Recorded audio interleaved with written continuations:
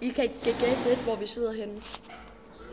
Ja, det var rigtig seriøst.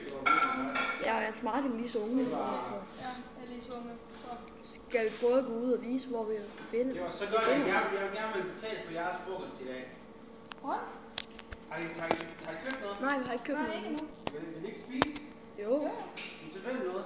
vi har valgt at lave det. Nå, nej, I selv. Vi har bare ikke... Nummer 6. Okay, så giver jeg i dag. Det er rigtig godt. Tak.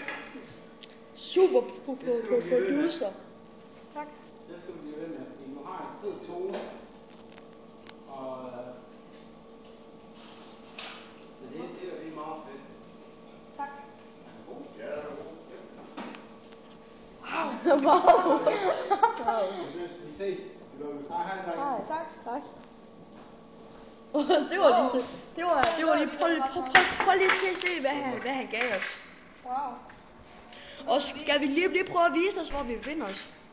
Jamen, det kan vi da godt. Så kan jeg gå ud og vise dig det. Vi er i Hammel. Vi er nede i gågaden på et pizzeria ved Venedig. Så her sidder vi og spiser pizza.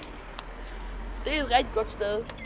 Men lige nu har vi ikke tid til at optage mere. Vi skal til at optages, vi skal til at spise, og jeg skal nok fortælle jer bagefter, hvordan det var.